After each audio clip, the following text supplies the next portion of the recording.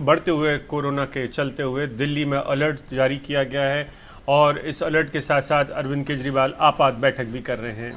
ऐसी आपात बैठकें वैसे देश के कई हिस्सों में अब करनी पड़ सकती हैं क्योंकि दूसरी लहर का अंदेशा कई जगहों पर है। महाराष्ट्र में ये अंदेशा सच साबित हुआ है। मुख्यमंत्री अरविंद केजरीवाल ने आज 11:30 बजे यानी कि अब से तकरीबन आधे घंटे बाद ये बैठक बुलाई है। बुधवार को दिल्ली में 500 से ज़्यादा कोरोना मामले रिपोर्ट हुए हैं, जिसके बाद एक बैठक बुलाई गई।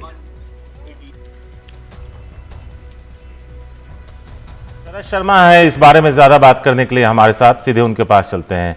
शरद, अगर सरकार कोई भी हो, केंद्र की हो या फिर राज्यों की, ये लड़ाई बहुत सब्जेक्टिव और बहुत ही सतही नजर आती। कल जब जंतर मंतर पे मौजूद थे तो विधायकों तक ने मास्क नहीं लगाया था, मंत्रियों तक ने, और वहां जो भीड़ थी उसमें से भी ज्यादातर लोग मास्क में नहीं थे।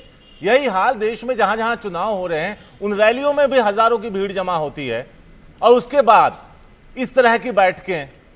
क्या लगता है कि ये लड़ाई जिस तरह से लड़ी जा रही है, क्या सब कुछ भगवान भरोसे है?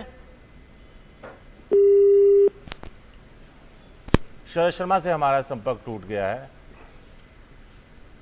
तो हम उनके पास फिर से चलने की कोशिश करेंगे, लेकिन उसके बाद बीच हम आपको यह बता देते हैं कि परिमल कुमार हैं हमारे साथ इस बारे में ज्यादा बात करने के लिए।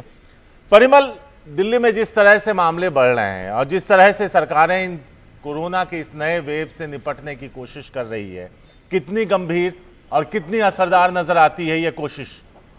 देखिए, सबसे पहली बात तो शारिक की गंभीर स्थिति है, गंभीर हालात पैदा हो गए हैं क्योंकि बुधवार को 500 से ज्यादा कोरोना के मामले रिपोर्ट हुए हैं। एक वक्त हमने देखा कि देश भर में बहुत कम मामले रिपोर्ट हो रहे थे और ये सिलसिला करीब 3 महीने तक चला, लेकिन दिल्ली में भी अब लगातार जो है वो मामले बढ़ रहे हैं।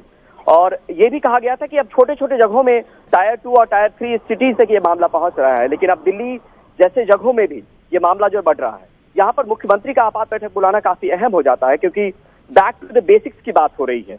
वो उस बात को लेकर बात हुई जब कोरोना की शुरुआत हुई थी तो कंटेनमेंट स्ट्रेटजी की बात हुई थी, आइसोलेशन की बात हुई थी, ट्रैकिंग और टेस्टिंग की बात हुई थी, कॉन्टैक्ट ट्रेसिंग की बात हुई थी। उसी को लेकर गंभीरता से काम करने के मद्देनजर जो है अब ये बैठक में उसकी रणनीति जरूर तैयार की जाएगी, क्योंकि यहाँ पर सिर्फ एक आदमी जो पॉजिटिव होता है सिर्फ वहीं तक सिमट के नहीं रहा जा सकता, बल्कि ये भी कहा जाता है कि कई जगहों पर स्वास्थ्य मंत्रालय ने यह भी गाइडलाइन दिया कि 20 से 30 कॉन्टैक्ट को आप तलाशिए।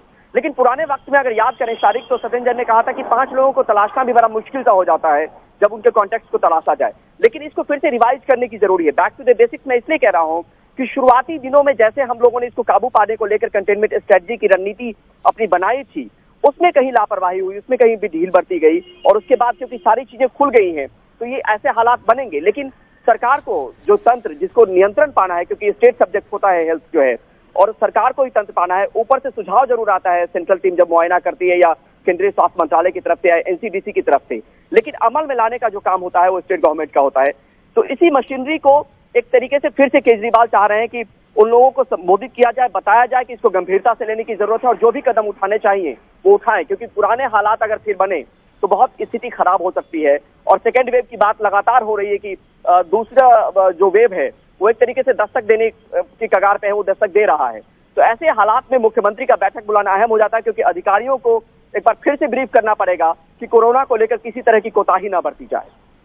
शुक्रिया परिमल इस पूरी जानकारी के लिए। तो एक बैठक बुलाई गई है, तो देखना है कि क्या कुछ कदम उठाए जाते हैं मामलों के बढ़ते हुए मामलों को देखते हुए।